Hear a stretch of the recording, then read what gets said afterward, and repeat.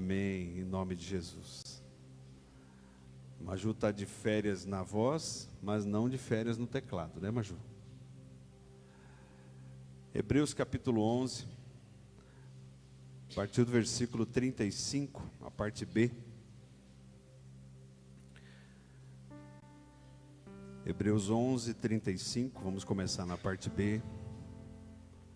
Aleluia. Uns foram torturados e recusaram ser libertados, para poderem alcançar uma ressurreição superior. Outros enfrentaram zombaria e açoites. Outros ainda foram acorrentados e colocados na prisão, apedrejados, cerrados ao meio, postos à prova, mortos ao fio da espada. Andaram errantes, vestidos de pele de ovelhas e de cabras, necessitados, afligidos e maltratados. O mundo não era digno deles. Vagaram pelos desertos e montes, pelas cavernas e grutas. Todos estes receberam um bom testemunho por meio da fé. No entanto, nenhum deles recebeu o que havia sido prometido. Deus havia planejado algo melhor para nós, para que conosco fossem eles aperfeiçoados. Segundo texto, Evangelho de Lucas, capítulo 6. Evangelho de Lucas, capítulo 6.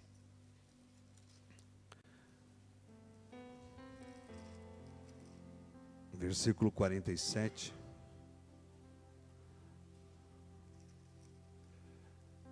Lucas 6, 47. Eu lhes mostrarei com quem se compara aquele que vem a mim. Ouve as minhas palavras e as pratica. É como um homem que, ao construir uma casa, cavou fundo e colocou os alicerces na rocha. Quando veio a inundação, a torrente deu contra aquela casa, mas não a conseguiu abalar, porque estava bem construída. Mas aquele que ouve as minhas palavras e não as pratica, é como um homem que construiu uma casa sobre o chão, sem alicerces. No momento em que a torrente deu contra aquela casa, ela caiu, e a sua destruição foi completa. Gostaria apenas de repetir o versículo 47. Eu lhes mostrarei com quem se compara aquele que vem a mim, ouve as minhas palavras e as pratica. Terceiro texto, primeira carta aos Coríntios. Primeira carta aos Coríntios, capítulo 3.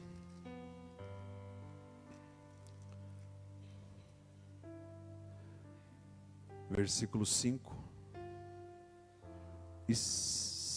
e 6, nesse momento. Paulo falando à igreja de Corinto. Afinal de contas, quem é Apolo? Quem é Paulo? Apenas servos por meio dos quais vocês vieram a crer, conforme o ministério que o Senhor atribuiu a cada um. Eu plantei, Apolo regou, mas Deus é quem fez crescer.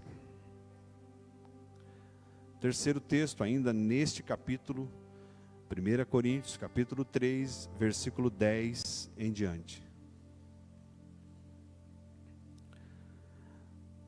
Conforme a graça de Deus que me foi concedida, eu, como sábio construtor, lancei o alicerce, e outro está construindo sobre ele. Contudo, veja cada um como constrói. Contudo, veja cada um como constrói. Porque ninguém pode colocar outro alicerce além do que já está posto, que é Jesus Cristo.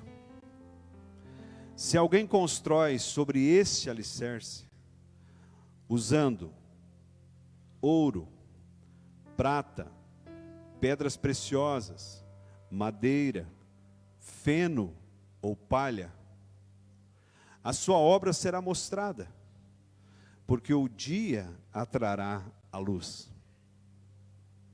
Pois será revelada pelo fogo, que provará a qualidade da obra de cada um. Se o que alguém construiu permanecer, esse receberá recompensa. Se o que alguém construiu se queimar, esse sofrerá prejuízo.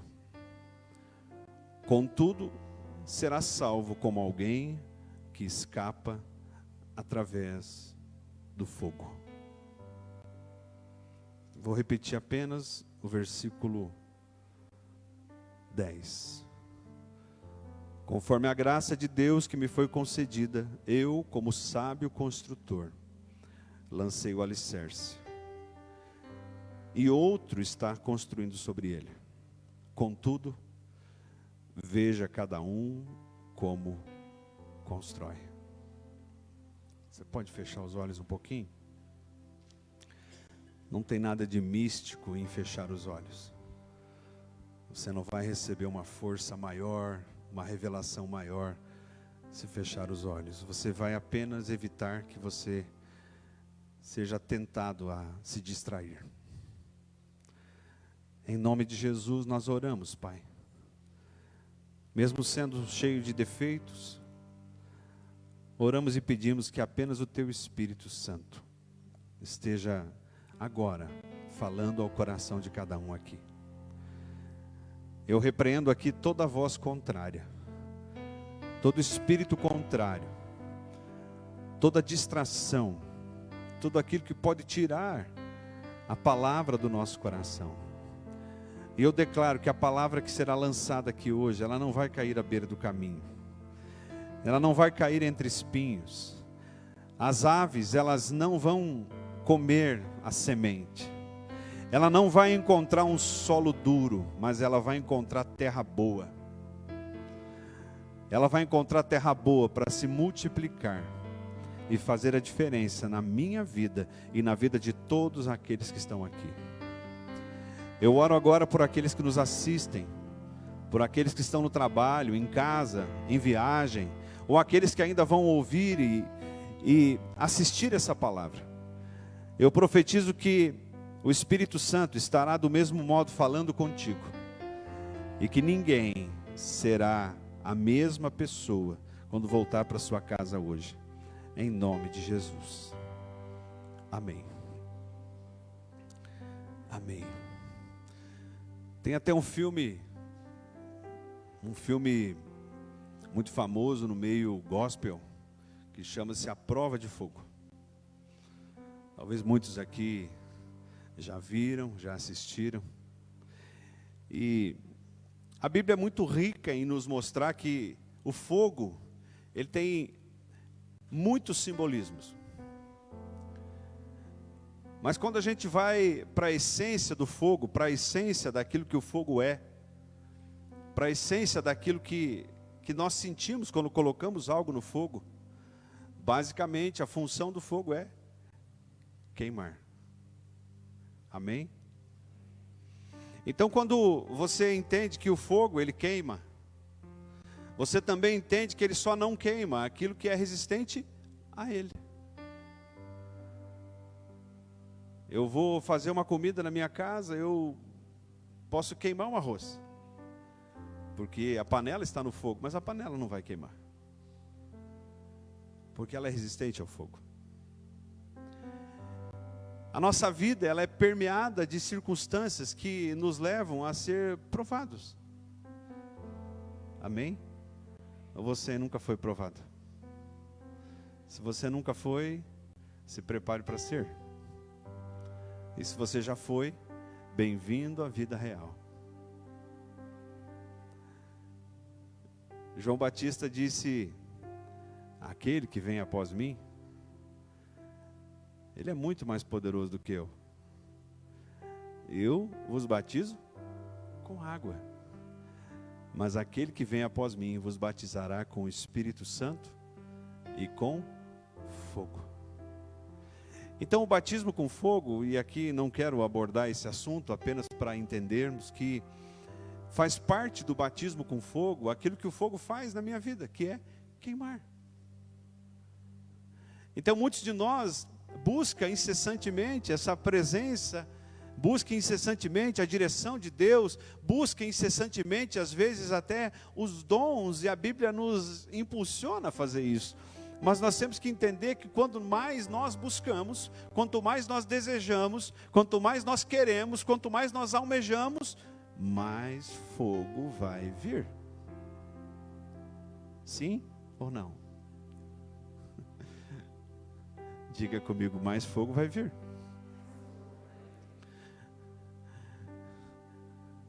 Quando a gente ouve alguém orando, ou vamos orar por alguém, ou alguém orou por você e botou a mão na sua cabeça e disse: Pai, manda fogo. Manda fogo. Significa que esse fogo, ele vai vir e ele vai consultar você.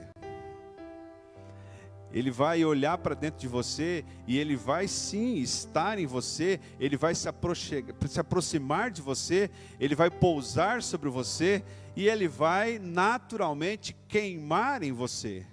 Mas aquilo que lhe é sim pertencente a uma obra divina, aquilo que pertence à obra de Deus na sua vida, aquilo que pertence aos projetos de Deus na sua vida, aquilo que pertence à vontade de Deus na sua vida, aquilo que é do alto e não de baixo, aquilo vai permanecer. Veja bem, Paulo escreve à igreja de Corinto, e se você depois puder, leia todo o capítulo 3. Paulo diz que lá havia divisões e brigas. Havia briga na igreja.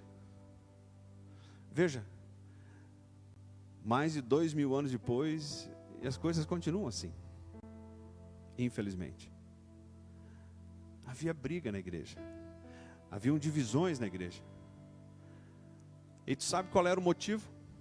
Paulo fala aqui: inveja. Paulo diz que eles estavam dizendo assim: não, eu sou de Paulo. O outro dizia: não, eu sou de Apolo. E eles começavam a brigar entre eles, porque um queria ser de um, o outro queria ser do outro, ou um queria fazer de um jeito, outro queria fazer de outro. Um queria talvez ir para a direita, outro queria ir para a esquerda. Um queria ampliar, outro queria reduzir. E talvez um olhava mais para a forma de um ensinar, outro para a forma de outro ensinar. Que coisa atual isso, contemporâneo, coisas que vivemos hoje, e não, eu vou abrir aqui não apenas na igreja. Queridos, hoje, quanto mais nós recebemos, mais nós reclamamos, porque nós nos acostumamos fácil com as coisas boas. Irmãos, se a gente não tivesse ar-condicionado aqui, ia muita gente dizer: pastor, tem que instalar um ar, está muito calor. Amém? Irmãos, todo culto a gente ouve: pastor, está muito frio. Infelizmente, a nossa vida ela é permeada constantemente pelo desejo de não agradecer. Mas, irmãos, aí vem Paulo e diz assim: olha, existe um fundamento, uma base. E essa base ela não pode ser negociada. Agora, lá no versículo 10, Paulo diz que cada um, ele tem a liberdade de construir sobre essa base. Você entende? Se você sair aqui na rua, né, salvo se você for aqui num conjunto habitacional que acabou de ser inaugurado, todas as casas da rua vão ser diferentes. Mas todas elas, se você for ver lá, todas elas vai ter o quê? Um alicerce. Amém? Então a construção da casa, ela é individual. Um diz, não, eu quero fazer uma casa muito alta. Outro diz, não, eu quero ela mais baixa. Outro diz, não, eu quero uma casa muito grande. Outro, eu quero uma casa pequena. Eu quero uma casa azul, uma verde, uma vermelha, uma amarela, uma branca. Irmãos, Paulo estava dizendo isso exatamente para a igreja. Você pode construir a sua casa do seu jeito, desde que você observe o que você está construindo. E Paulo continua dizendo, você tem algumas maneiras de construir. Ele separa os materiais da construção em dois grupos. Ele fala de madeira, ele fala de feno, e ele fala de palha. Ele diz aqui no versículo, madeira, feno ou palha, ouro, prata e pedras preciosas, versículo 12. Então, quando nós imaginamos que seremos provados pelo fogo, facilmente você identifica nesses 6 elementos, 2 grupos. Se o fogo vier sobre a madeira, sobre o feno e sobre a palha, o que vai acontecer? Vai queimar. Sim ou não? Mas se o fogo vier sobre o ouro, sobre a prata e sobre as pedras preciosas, o contrário vai acontecer. Estes elementos serão ainda mais purificados. Como é que se separa a escória? E o Salmo 60, depois o Salmo 66 fala bastante sobre isso. Como é que o ourives trabalha com o ouro? Com fogo, maçarico. Como é que se separa as impurezas daquilo que não é ouro? Com fogo. Existem pedras preciosas que só efetivamente passam a ser preciosas depois que elas são lapidadas com muito fogo. Depois que elas são lixadas, e o processo de lixamento, ele esquenta muito, ou seja, a temperatura ela aumenta muito. O que faz isso é o fogo. E Paulo estava dizendo, existem coisas que nós precisamos compreender. Existe um projeto básico que você vai apresentar, e você não pode negligenciar o fundamento, mas a construção da casa, ela é de sua responsabilidade. Júnior, se você for à prefeitura, e chegar na prefeitura e dizer assim, olha, eu tenho um projeto, eu contratei um engenheiro, um arquiteto, e eu quero construir uma casa. Existe lá um departamento da prefeitura que vai analisar o seu projeto, vai entender que você calculou exatamente as medidas e vai dizer, não, ok, e vai te dar um alvará de construção. Esse alvará de construção, ele significa, olha Júnior, de acordo com o teu projeto, você pode construir. Aí você começa a sua casa. Você segue exatamente aquele projeto. Certamente, a sua casa, ela vai ser boa. Agora você começa a sua casa e você não segue o que havia projetado. Você não segue o que aquele profissional havia te determinado.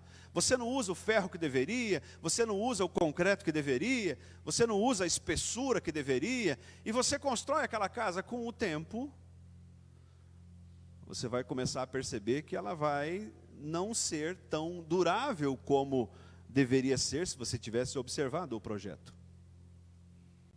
Mas ninguém pode dizer que aquela não é uma casa. Paulo deixa muito claro que eu e você podemos construir a nossa casa do jeito que queremos. Eu posso construir a minha casa do jeito que eu quero. E observem, Paulo está falando de quê? De vida. Paulo está falando daquilo que eu construo no decorrer da minha vida, a minha maneira de ser, a minha maneira de viver.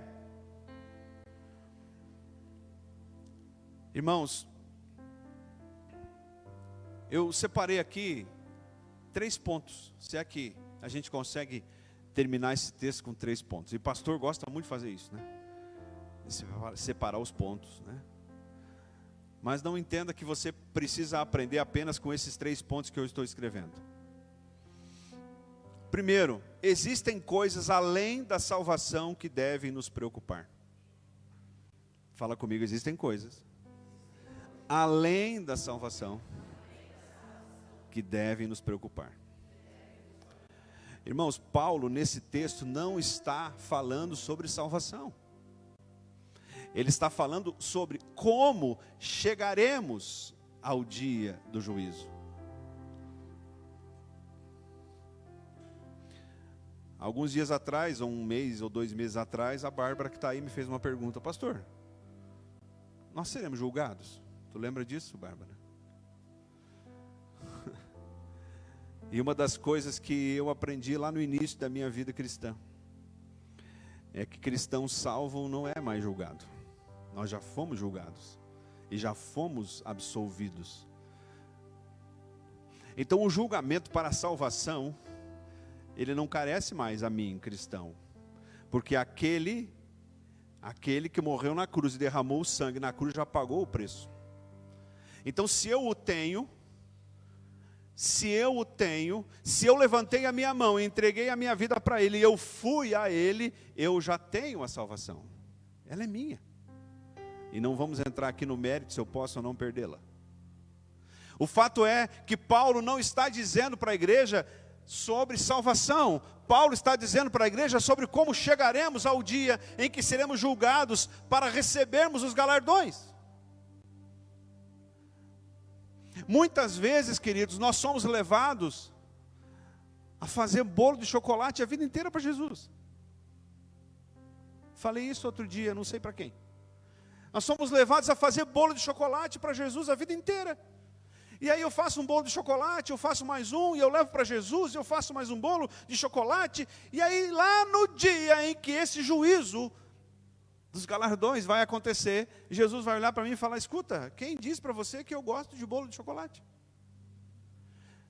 Mas eu fiz bolo de chocolate para Jesus porque eu achei que Jesus gostava. Por que nós nos enganamos assim? Porque não prestamos atenção à voz do Espírito Santo. Porque não entendemos que nós não podemos caminhar com o santo e o profano. Porque não entendemos que não há comunhão entre luz e trevas.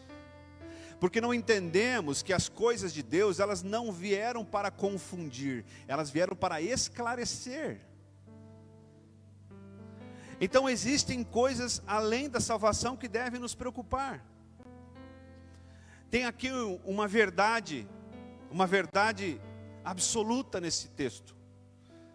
Quem tem o alicerce tem a salvação. Então, salvo você que está aqui, que talvez não tenha entregado a sua vida para Jesus, e ainda não está salvo, você não tem a salvação. Mas se você está aqui, já entregou a sua vida para Jesus, está salvo.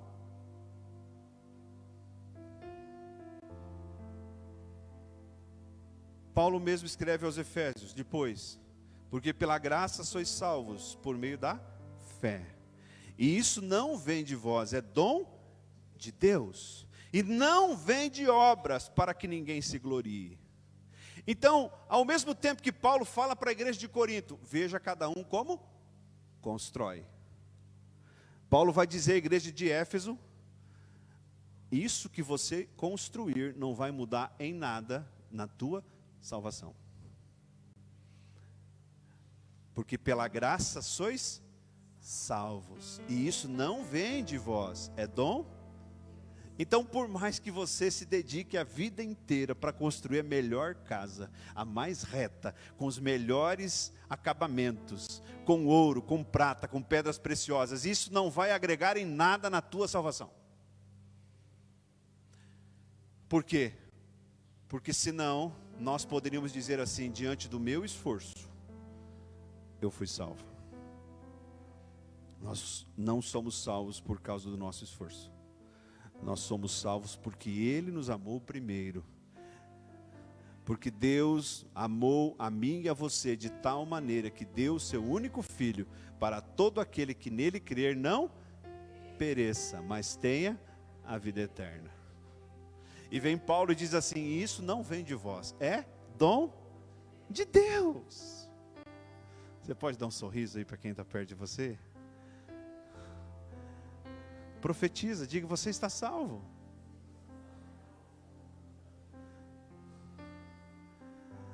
Agora, continua essa prosa aí, diga assim, agora veja como constrói a sua casa.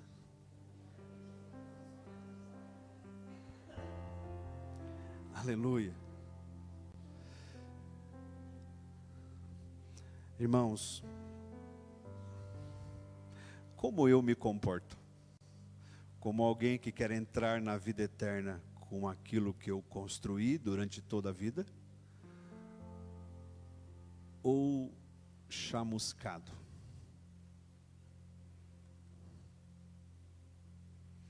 Você já parou para pensar que você pode estar perdendo muito tempo fazendo coisas que não vão te levar a lugar nenhum? Quando eu entendo isso, meu conceito de valor ele começa a mudar. Quando eu entendo isso, meu conceito de tempo começa a mudar.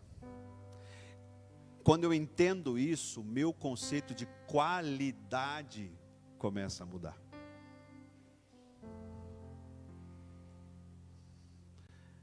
Eu vou aproveitar aqui para lembrar de umas aulas, viu, Luan? Lá da engenharia de produção. Qual é o conceito de qualidade? Quem gosta de jaca? Levanta a mão. Jaca. 1, 2, 5, 7 pessoas. Então, se eu perguntar para eles se jaca é uma fruta de qualidade, o que eles vão dizer? Aí você que não gosta de jaca, eu vou dizer para você, jaca é uma fruta de qualidade. O que tu vai dizer? Gente, nós temos o cúmulo da impossibilidade de achar que alguém não gosta de melancia. Estou brincando, tá? Você tem todo o direito de não gostar de melancia. Mas se alguém me disser qual é a fruta de qualidade, melancia. Por quê? Porque a qualidade é a ausência de defeitos aos olhos de quem consome.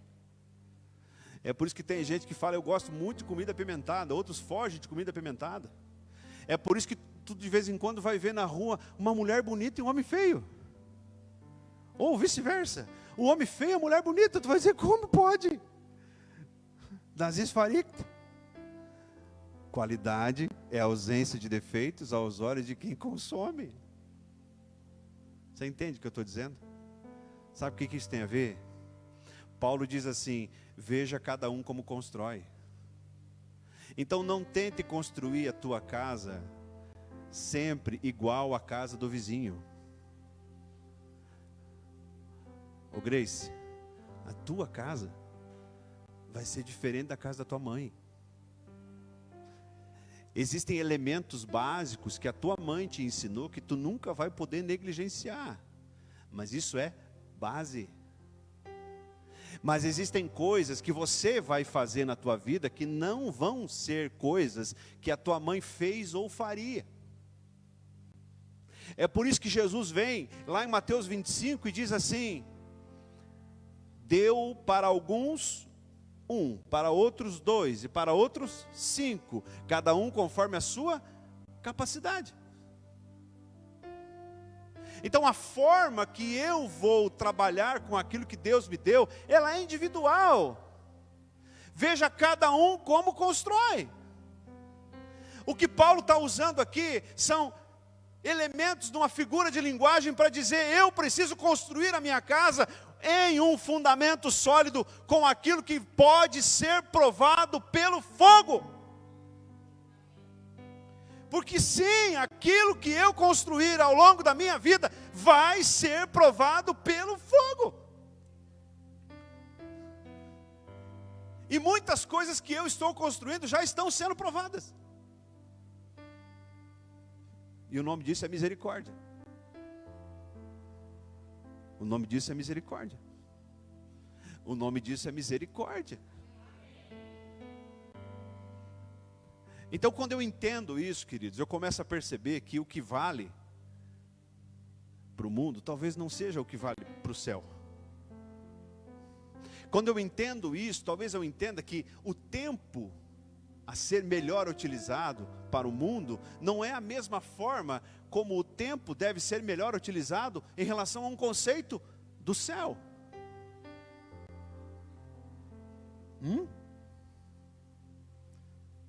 Vou voltar para a aula de produção, Luan. Ninguém de nós compra nada sem antes compreender um conceito chamado necessidade. Sabe aquele dia que tu comprou uma coisa que não precisava ter comprado? Você está lembrando um sapato? Está lembrando um negócio lá da Shopee? Uma moto, olha lá, irmã. O Leandro está lembrando da moto lá. Aí você comprou. Você comprou. Sabe por que você comprou? Porque lá no teu íntimo, você associou aquilo a uma necessidade tua.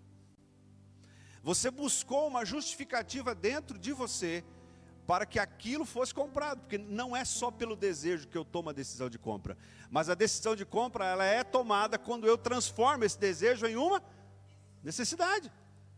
Então eu passo lá na vitrine, vejo aquele tênis, vejo aquele sapato, vejo aquele vestido, e eu começo a imaginar alguma circunstância que eu possa encaixá-lo lá no meu coração e transformar aquilo em uma necessidade. Aí eu vou lá e compro.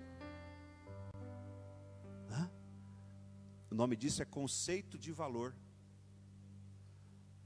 Então, quando eu compreendo isso, eu entendo que o conceito de valor, em relação àquilo que eu uso para construir a minha vida, a minha casa, ele precisa ser conforme o conceito do céu.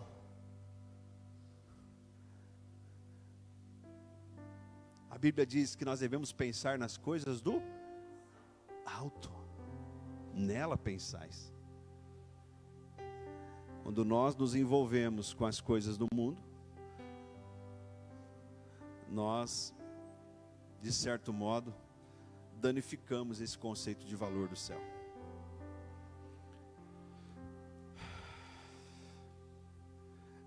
Existe um único fundamento. É um alicerce que é base para todos. Irmãos, você lembra do que Jesus disse em João 14,6? Eu sou o caminho, a verdade e a vida. Jesus está usando essas três palavras no singular. Jesus não está dizendo eu sou um dos caminhos. Jesus não está dizendo eu sou uma das verdades. Jesus não está dizendo eu sou uma das vidas. Ele diz eu sou o. Eu sou a verdade. Eu sou a vida. Este é o alicerce. Paulo diz, não negocie aquilo que já está lançado. As nossas crianças, nossos filhos. E talvez para você que tem adolescente em casa, um dia já tentou admoestar, ensinar, e você ouviu talvez aquela frase, não sabe de nada.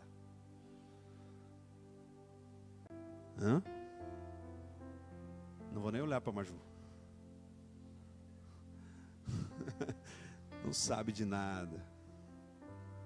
Irmãos, tem coisa que a gente não negocia. Tem coisa assim que os tempos vão mudando.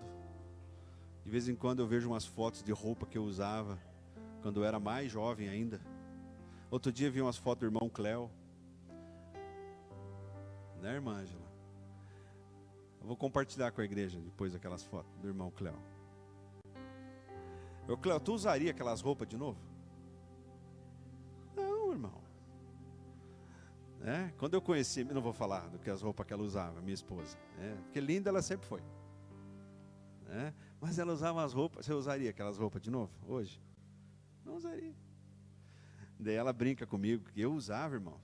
Coisa que eu não tinha em casa era tênis. Sapato. Eu tinha um sapato tão feio, marrom, ele era quadrado na frente. Alguém teve um sapato desse? Você teve? Olha aí, vários. Alex, concorda comigo que era feio? Era feio, né? Irmão, tem coisa que a gente usou, fez, falou, não fala mais, não usa mais. Tem coisa que vai mudar mesmo. Amém? Agora escute, olha para mim aqui. As coisas de Deus não são assim.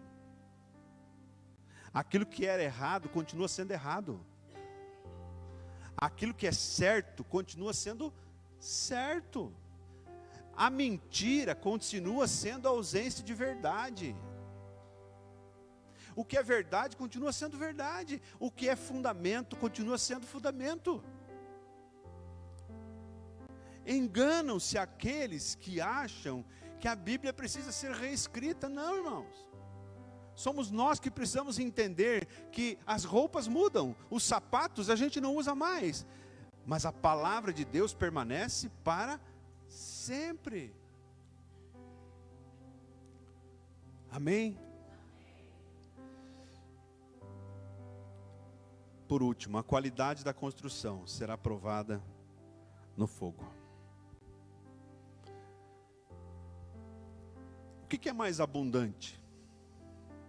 Madeira, feno, palha, ouro, prata e pedras preciosas. Não precisa nem responder. O que é que exige maior esforço de minha parte? Do grupo 1 ou do grupo 2? Fala comigo, do grupo 2. Para você ter 1 quilo de ouro, talvez você tenha que trabalhar a tua vida inteira e tu não vai conseguir. Mas para você ter 1 metro cúbico de madeira, talvez você vai fazer um bico no final de semana e você compra 1 metro cúbico de madeira. Para não falar em feno e palha. Irmãos, isso aqui tem um sentido espiritual. Um sentido de esforço. Fala comigo, esforço.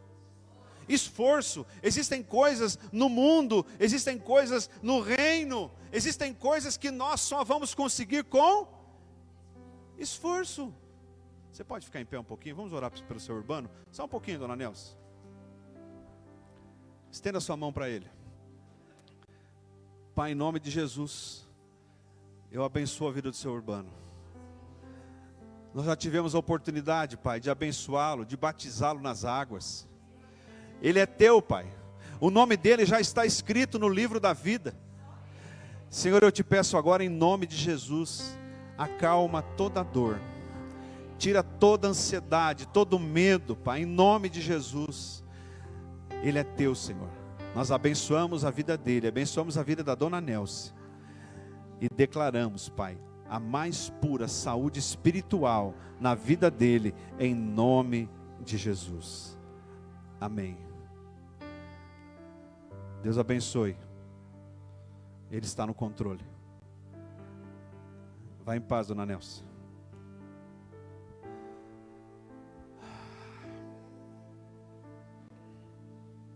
Conheci seu Urbano e a família dele quando eu era criança. Aprove a Deus que ele estivesse aqui conosco e nós tivemos a oportunidade de batizá-lo há uns anos atrás. E essa mulher, dona Nelce, é a ajudadora, resgatadora, uma mulher de muita fibra, de muita força. Seu Urbano sofre de um câncer há muitos anos, na próstata. Já fez muitos tratamentos, já oramos por ele, pedimos a cura. Aprove ao Senhor que ele estivesse aqui entre nós até hoje. E precisamos sim interceder, não só por ele, mas pela vida da dona Nelce também. Em nome de Jesus.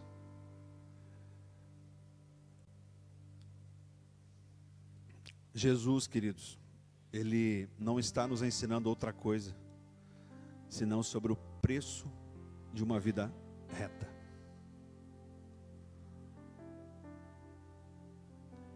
É sim. É duro, é pesado, é caro. Nós deixarmos algumas coisas para tomarmos posse de outras. Jesus nos ensina hoje que se eu quiser construir a minha casa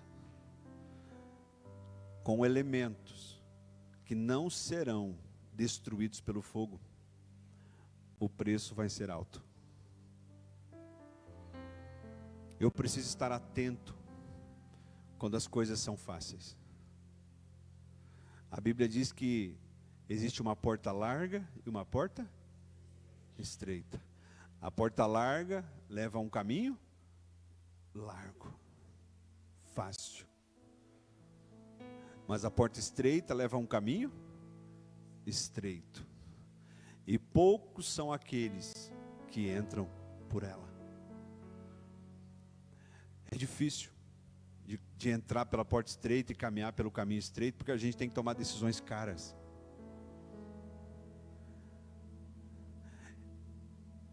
Feno, palha, madeira, porta larga. É fácil. É o tal do crente 6 horas. 6 horas por mim?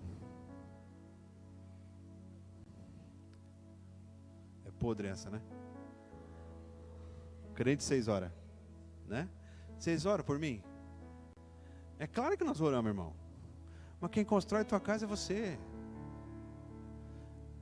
Eu posso passar a vida inteira orando por alguém. A minha oração vai gerar circunstâncias incríveis na vida daquela pessoa. A minha oração vai gerar a mão de Deus, a provisão de Deus sendo levada até ela, diante de circunstâncias incríveis. Mas é ela que vai construir. Existem oportunidades que batem a nossa porta todo dia, todo dia, todo dia. E muitas dessas oportunidades é porque alguém está orando por nós. Muitas dessas oportunidades é porque alguém está intercedendo por nós. Mas, irmão, quem tem que pegar o produto, quem tem que pegar e construir, fala comigo, sou eu. É por isso que Paulo diz, veja cada um como constrói. Amém. Sabe aquele texto que a gente lê em Lucas 6 e Mateus 7? Sobre o homem que construiu a casa sobre a rocha e sobre a areia. Mateus fala de areia, Lucas fala de chão. Mas a essência é a mesma. Observe que os dois evangelistas, eles usam a expressão cavou. Fala comigo, cavou. Observe que ele não diz assim, cavaram. O que ele diz? Cavou. Cavou até encontrar o quê? O alicerce. E quando ele encontrou, ele construiu a sua casa com base no alicerce. Inclusive Lucas, ele diz, cavou fundo.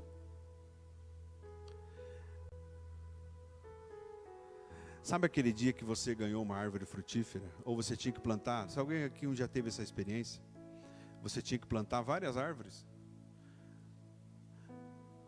Já aconteceu comigo 2 vezes. E das 2 vezes Deus falou comigo. Inclusive quando eu fui plantar essas palmeiras aqui na frente, aconteceu isso. Quando você vai plantar a primeira árvore, você pega lá o trado ou a picareta, você faz o buraco da profundidade que deveria fazer. Aí tu vai cansando. Aí tu chegou na segunda, tu talvez fez o mesmo buraco, mas tu chegou na terceira, tu começa a negociar o tamanho do buraco. Verdade ou não é? É verdade. Tadinha da última árvore que tu plantar, você vai quase jogar ali. Porque, irmão, cavar cansa. Cansa.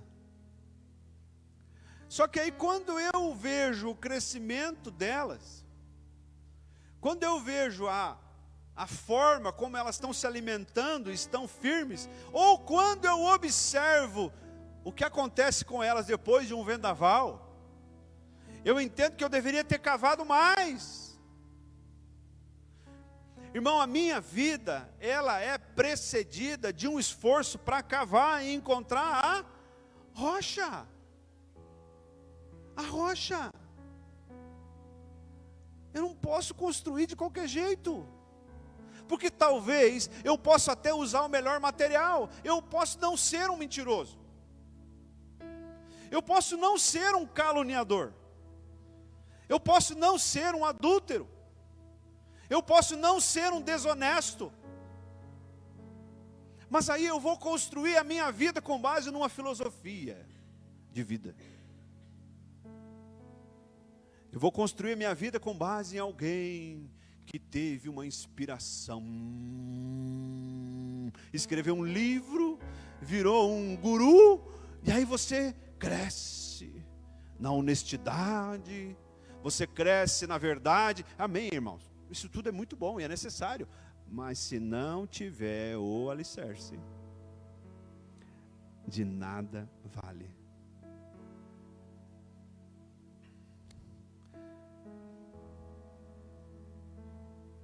Hoje pode parecer caro,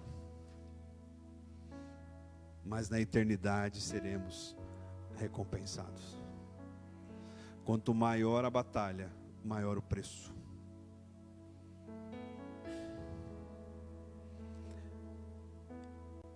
Às vezes a gente está na rua, aí falando das decisões pessoais. Essa semana mesmo a gente estava num lugar, eu e minha esposa, numa clínica. E aí fomos estacionados e tinha uma plaquinha, reservada aos médicos.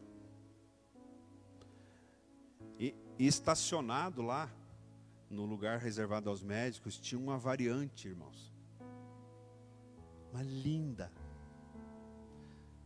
Você lembra o que era a variante? Hã? Mas pensa no brinco. O que ela falou? O médico com esse carro? Quanto vale aquela variante? Eu vou chutar uns 80 mil. Restaurada, linda. Aí eu vou pedir para você levantar a mão. Quem pagaria aqui 80 mil numa variante? Eu pagaria. Você pagaria também, né, Cristian? Eu pagaria.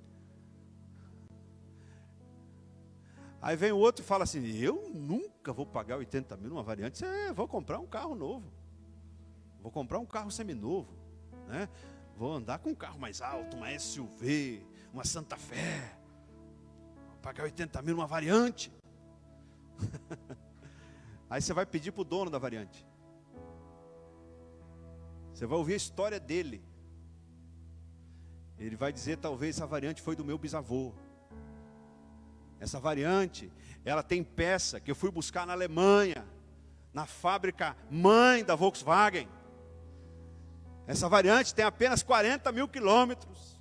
Essa variante, ela foi comprada e tem toda uma história. Aí você vai perguntar para ele, escuta, quanto é que você vai vender essa variante? Não vendo a variante. Cada um veja como constrói. Tem coisa que é para você, irmão. Não é nem para o teu filho. E tem coisa que é para o teu filho e não é para você. Apenas não negligencie o fundamento, o alicerce. Eu já quero encerrar. Mateus 7, Alex, por favor. Mateus 7, 22 e 23. Depois a gente vai participar da ceia.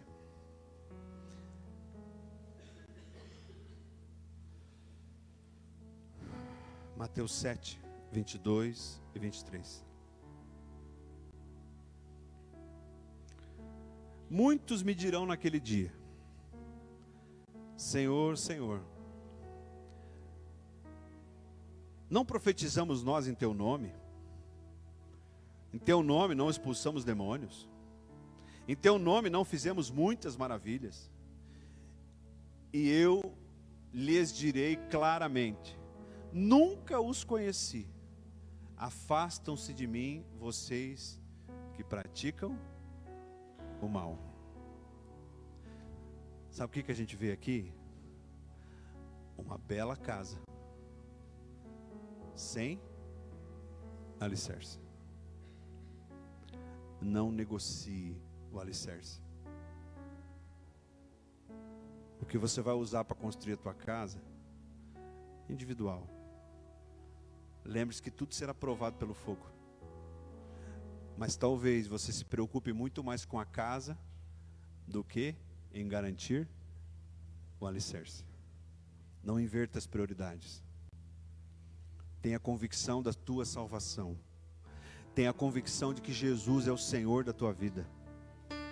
Tenha convicção de que você compreende que não há outro caminho, não há outra verdade que leva à vida. Tenha convicção de que quando você recebe Jesus no seu coração e Ele faz morada, o Espírito Santo ele vai começar a te inquietar sobre coisas que você deve e não deve fazer. É Ele que nos convence. Amém? Você pode ficar em pé.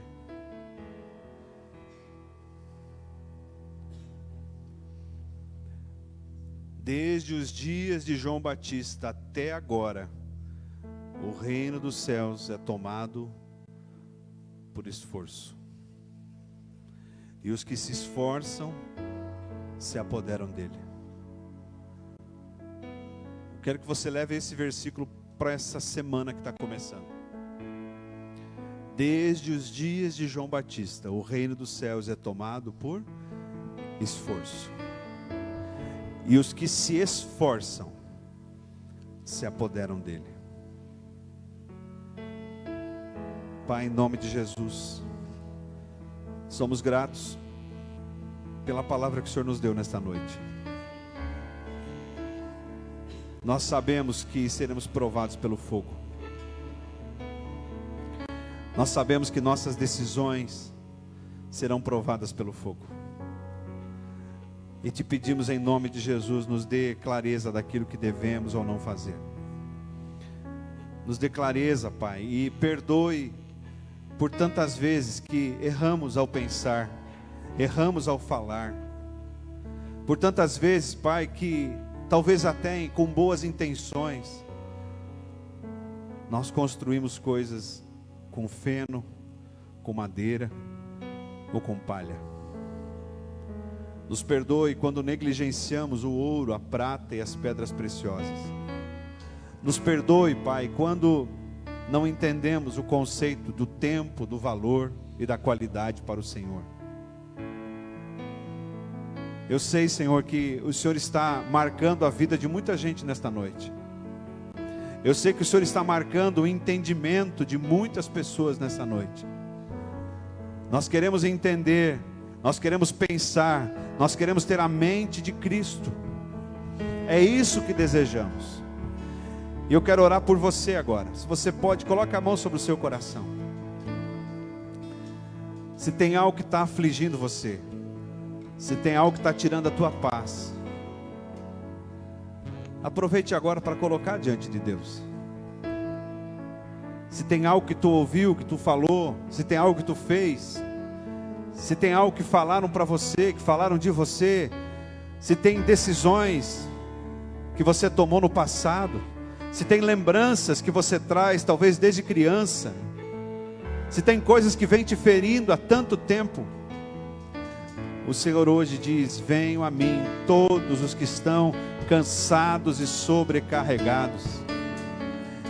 Tomai sobre vós o meu jugo e aprendei de mim, porque sou manso e humilde de coração. O Senhor diz nesta noite: não tenha medo de escolher o ouro, a prata, as pedras preciosas, mesmo que você veja que são muito caras, mesmo que você entenda que são decisões que talvez hoje vão te cansar. Ele diz: não, você não vai se cansar, você não vai perder as forças, porque você pode vir a mim, você que está cansado, e eu vos darei descanso. Não tenha medo de tomar as decisões que você tem que tomar para ter uma vida reta, para ter uma vida digna. Você não precisa continuar fazendo o que você faz. Você não é obrigado a pensar como todos pensam, mas você precisa pensar como o Espírito Santo está te mandando pensar. Pai, em nome de Jesus, eu abençoo a igreja, abençoo você, e declaro que sim, a minha e a sua casa serão firmadas na rocha, e nós construiremos a nossa casa com ouro, com prata e com pedras preciosas. E quando o fogo vier, nós não seremos prejudicados. Nós entraremos para a eternidade, recebendo a recompensa que o Senhor nos promete. Eu oro agradecido em nome de Jesus. Amém.